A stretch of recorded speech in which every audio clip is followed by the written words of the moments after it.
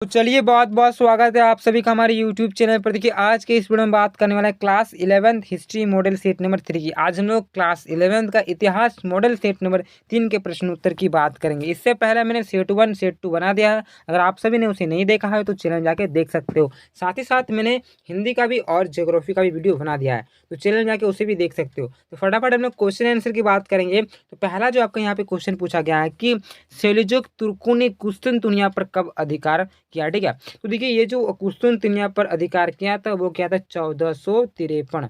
तो इस बात को याद रखिए, इस डेट को याद रखिए, 1453 आपका सही सा उत्तर हो जाता है, ठीक है। चलिए बात करेंगे इसी प्रकार दूसरे प्रश्न की। और यहाँ पे जो क्वेश्चन आपका पूछा गया है कि छापा खाना का आविष्कार किसने किया था। तो देखिए हम सभी को पता है जो छापा खाने का आविष्कार किया था वो क्या था, गुटेनबर्ग ने। तो इस प्रकार इस नाम को याद रखिए, गुटेनबर्ग हम सभी को याद है जिन्होंने छापा खाने का आविष्कार किया है, ठीक है। चलिए तीसरा क्वेश्चन की बात करेंगे। थर्ड जो क्वेश्चन यहाँ पे पूछा गया है कि ब्रिटिश ईस्ट इंडिया कंपनी की स्थापना कब हुई। तो देखिए ब्रिटिश ईस्ट इंडिया का जो कंपनी है इसका जो स्थापना हुआ था वो हुआ था आपका 31 दिसंबर 1600 ईस्वी में, ठीक है। तो इस बात को आप लोग ध्यान में रखिए, आप याद रखिए 31 दिसंबर 1600 ईस्वी में ब्रिटिश ईस्ट इंडिया कंपनी की स्थापना हुई थी, ठीक है। चलिए बात करेंगे फोर्थ क्वेश्चन की यानी कि चौथा नंबर प्रश्न की। और यहाँ पे जो आपका प्रश्न पूछा जा रहा है कि वास्को डी गामा कालीकट, ठीक है, कब पहुंचा था। तो हम सभी को पता है कि भारत की खोज वास्को डी गामा ने किया था और सर्वप्रथम जो आए थे कालीकट में आए थे, ठीक है। तो कब आए थे वो आपको बताना है। तो हम सभी को पता है मई 1498 में वास्को डी गामा भारत आए थे। कब आए थे, 1498, इस डेट को तो हम लोग जानते हैं। साथ ही साथ आप लोग इसको भी याद रखें, मंथ जो था आपका मई था। और अगर तारीख की बात कर सकते हैं तो आपका 17 या तो फिर 20 मई के आसपास था, ठीक है। तो वो कंफर्म नहीं हो रहा, लेकिन आपको जो मंथ है वो मई का महीना था, ठीक है। चलिए 1498 में आए थे कौन, वास्को डी गामा, भारत की खोज किए थे समुद्री रास्तों से, ठीक है। चलिए बात करते हैं फिफ्थ नंबर क्वेश्चन की यानी कि पांचवा प्रश्न की। पूछा जा रहा है कि फ्लाइंग षटक का आविष्कार किसने किया था।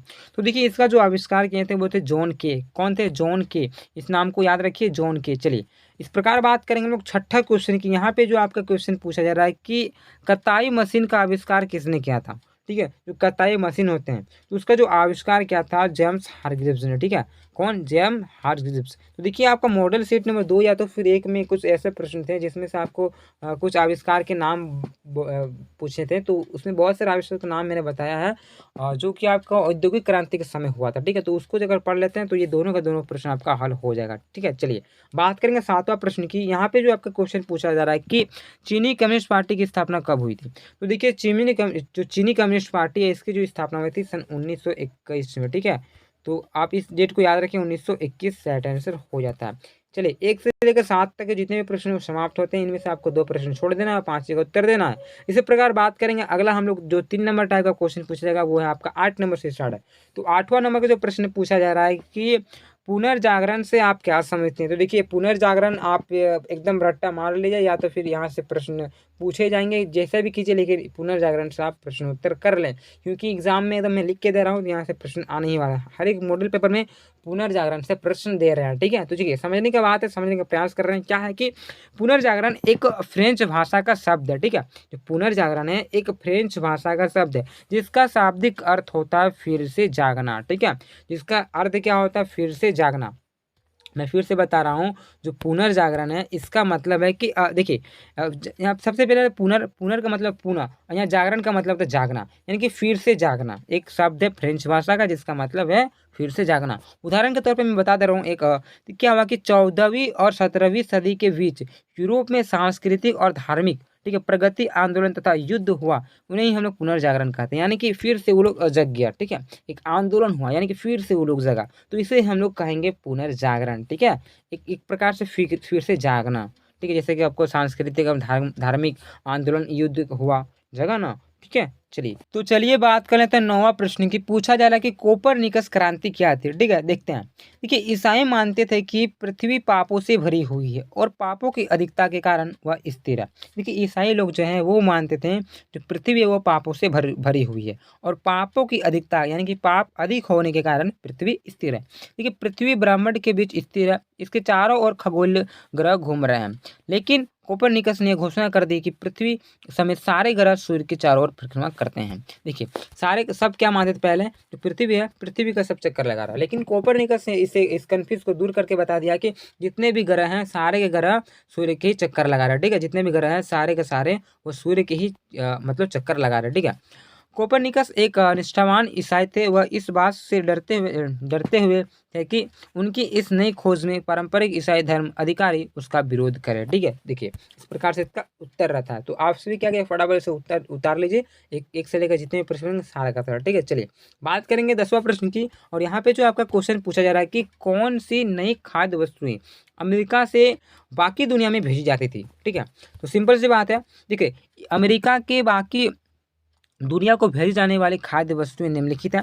जैसे कि हो गया आलू, हो गया तंबाकू, हो गया गन्ना से बने चीनी, हो गया रबड़, हो गया लाल मिर्च, हो गया। ठीक है, और आपका इमारती लकड़ी हो गया, कोको हो गया, चॉकलेट हो गया। ये सारे के सारे चीज़ आपके होंगे। ठीक है, तो जो भी आपके यहाँ से विदेश जाते थे इनका ये कुछ इस प्रकार से लिखा हुआ, आप फिर से आप इसको थोड़ा बड़ा करके लिख लीजिएगा। चलिए बात करते हैं 11वां प्रश्न की। पूछा जा रहा है कि मध्य और दक्षिणी अमेरिका की संस्कृति यूरोप की संस्कृति से किस प्रकार भिन्न थी, वो आपको बताना है। ठीक है, तो फटाफट उत्तर को देखते हैं। क्या है कि देखिए दक्षिण अमेरिका की संस्कृति विविध सांस्कृतिक परंपराओं पर आधारित है। इनमें उन लोगों की मूल्य सांस्कृतिक शामिल है। ठीक है, परंतु यूरोप संस्कृति मुख्य रूप से स्पेन, ठीक है, स्पेनिश, पुर्तगाली और फ्रेंच भाषा द्वारा लाई गई है।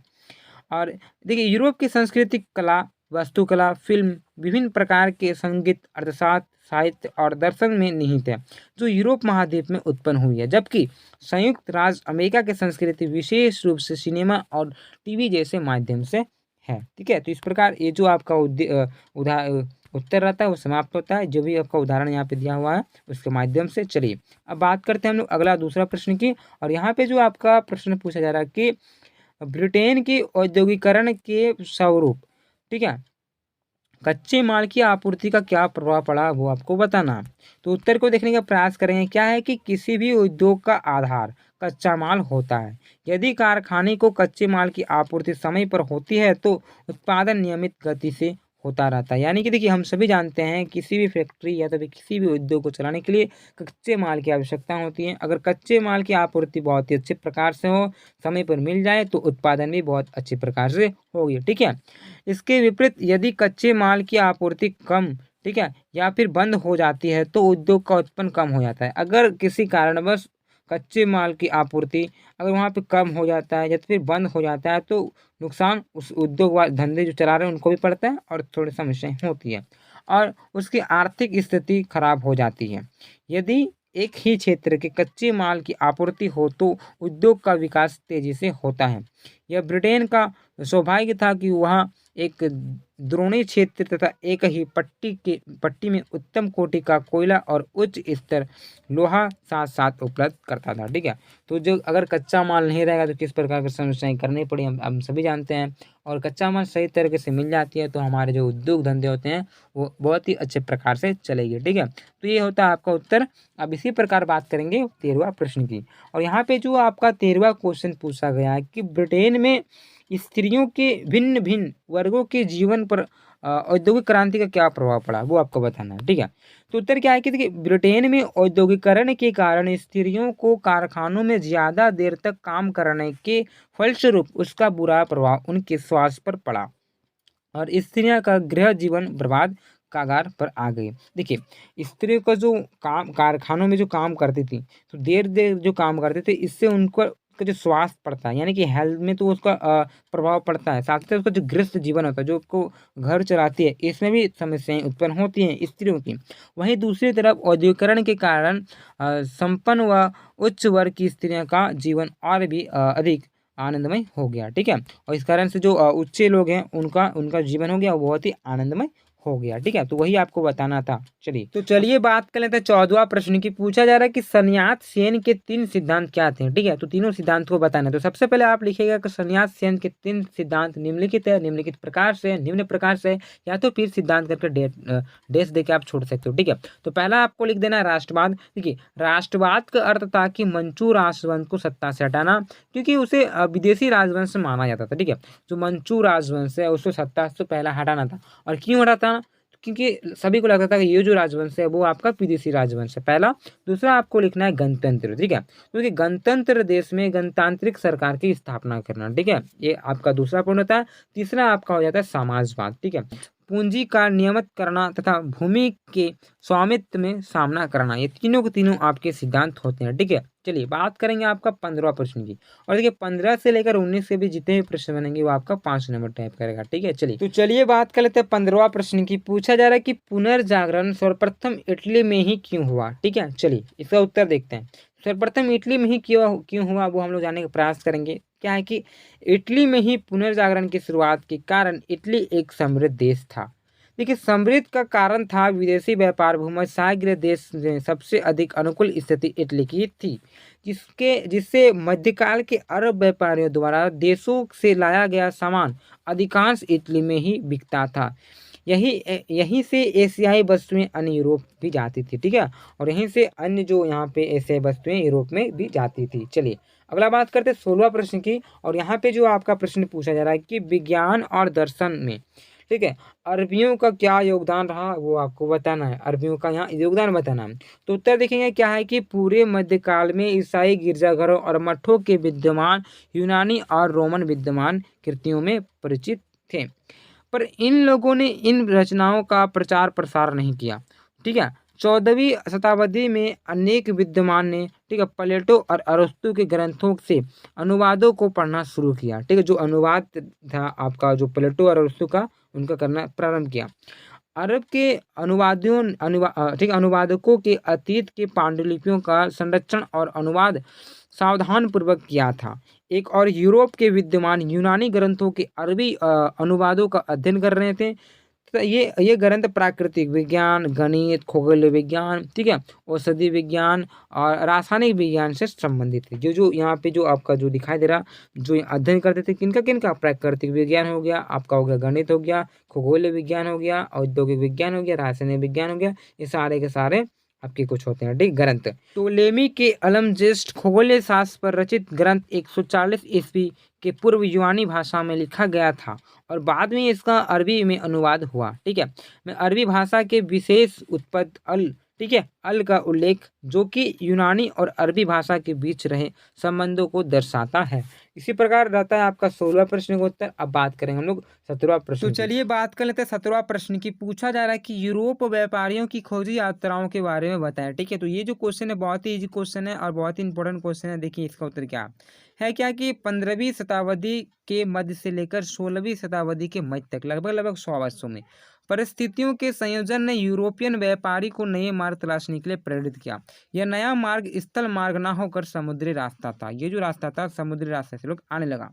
पुर्तगाल के राजकुमार हेनरी, ठीक है, इस नाम को याद रखिए। पुर्तगाल के राजकुमार हेनरी समुद्री यात्राओं को लेकर बहुत ही उत्सुक थे, ठीक है। हेनरी ने समुद्री यात्रा से जुड़े नेविगेशन एड्स एवं नए और तकनीकी पूर्ण जहाजों के डिजाइन को बढ़ावा दिया। हेनरी ने इसके साथ एक ऐसी तकनीक पर भी काम करना शुरू किया जिसके जरिए जहाज की स्थिति को समुद्र में भी पता कर सके, ठीक है। समुद्र के रास्ते मसालों के द्वीप इंडोनेशिया तक पहुंचने का सपना विश्व में जिस पहले यूरोपीय व्यक्ति ने देखा वह था पुर्तगाल का, जो एक नाम है इसका, पुर्तगाली समुद्र यात्री, ठीक है, फेर्डिनांड, ठीक है, इस नाम को भी याद रखिएगा। मैगेलन जो स्पेनी प्रशासन की सेवा में था, सन 1519 में उसने यूरोप के पश्चिम से होते हुए एशिया की ओर यात्रा प्रारंभ की। किसी भी नाविक को उसने नहीं बताया कि वे कहाँ जा रहे हैं। देखिए दक्षिणी अमेरिका से गुजरते हुए उसके 2 जहाज एक तूफान में पूरी तरह नष्ट हो गए, ठीक है, लेकिन उन्होंने इस यात्रा में एक नए मार्ग की खोज की जिसे मैगेलन जल डमरू मध्य के नाम से जाना जाता है।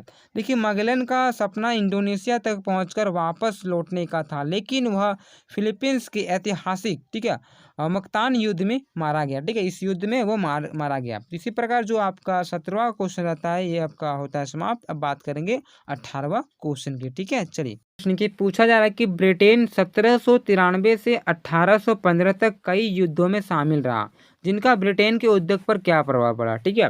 तो क्वेश्चन का आंसर देखते हैं, क्या है क्या कि ब्रिटेन सन 1793 से 1815 तक कई युद्धों में शामिल यानी कि लिप्त रहा। इसका ब्रिटेन के उद्योग पर निम्नलिखित प्रकार से प्रभाव पड़ा। पॉइंट मार के पहला आपको पॉइंट लिखना है कि देश की अर्थव्यवस्था युद्धों के कारण चरमरा गई, ठीक है। पहला आप लिख देंगे कि देश की जो अर्थव्यवस्था है वो चरमरा गई, किसने, युद्ध के कारण से। दूसरा आपको लिखना है कि वहाँ की फैक्ट्रियों पर भी व्यापारियों के बंद हो जाने का प्रभाव पड़ा, जिससे वह उद्योग धंधे व कारखाने शीघ्र ही बंद हो गए। युद्धों के कारण यूरोप के साथ उसका व्यापार वहाँ के अलग हो गया, ठीक है। नेपोलियन बोनापार्ट के महाद्वीप व्यवस्था या तो फिर आर्थिक बहिष्कार की नीति ने इंग्लैंड को आर्थिक संकट में फंसा दिया। कारणवश नेपोलियन इंग्लैंड के विदेशी व्यापार को समाप्त कर देना चाहता था, ठीक है। आगे क्या है क्या कि मजदूर उद्योग धंधों व फिर कारखानों के बंद हो जाने की वजह से विवश हो गए और बेरोजगारी के कारण भुखमरी के शिकार होने लगे, ठीक है। जब इतने सारे बंद हो गए, सब बेरोजगार हो गए, तो भुखमरी का और शिकार हो गई, सिंपल सी बात है, तो होने लगा। इंग्लैंड में रोटी तथा मांस की कीमतें आसमान छूने लगी, ठीक है। साथ ही साथ इंग्लैंड की मुद्रा के भी बहुमूल्य हो गया, ठीक है। अब देखिए, इतना जब आर्थिक संकट हो गई तो समस्याएं उत्पन्न हो गई, क्योंकि बात होती सबसे पहले पैसे वाली बात है। तो यहाँ पे सब बेरोजगार होने लगा, ठीक है, सारा का सारा बंद होने लगा, भुखमरी होने लगा। तो सिंपल सी बात है, रोटी मांस वगैरह ये सारे का सारा रेट बढ़ने लगा और मुद्रा की भी कमी होने लगी। तो इसका उत्तर हो जाता। अब बात करते हैं हम लोग 19वां नंबर प्रश्न पे, चलिए बात कर लेते हैं 19वां प्रश्न की। पूछा जा रहा है कि मेजी पुनर्स्थापना से पहले की वह अहम घटनाएं क्या थी जिन्होंने जापान की तीव्र आधुनिकरण को संभव किया, ठीक है।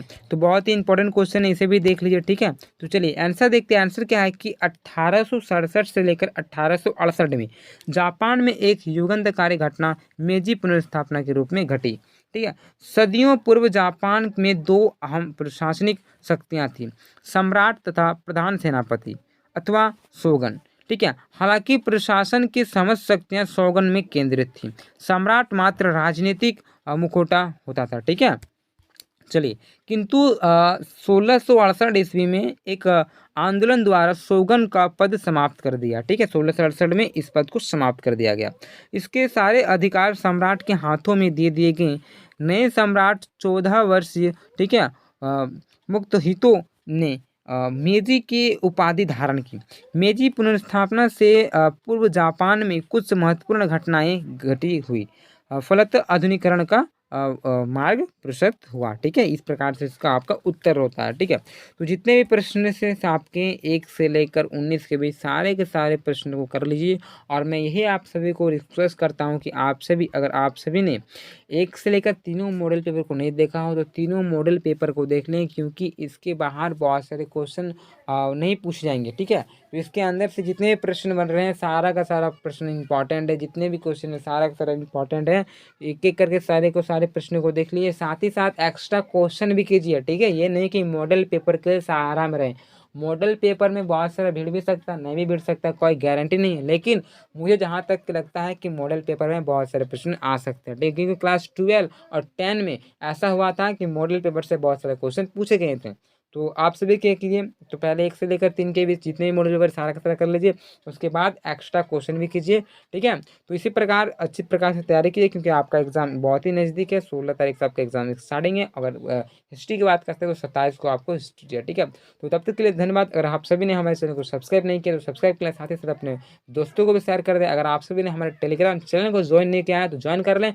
आप मुझे इंस्टाग्राम पे भी फॉलो कर सकते हो, मैं सारा का सारा लिंक डिस्क्रिप्शन में डाल दूंगा। साथ ही साथ मेरे चैनल अबाउट में सबका लिंक डाला हुआ है, ठीक है। तो फटाफट उसे भी आप ज्वाइन कर सकते हो। तो इसी प्रकार नेक्स्ट वीडियो में मिलते हैं हम लोग। जय हिंद, जय भारत।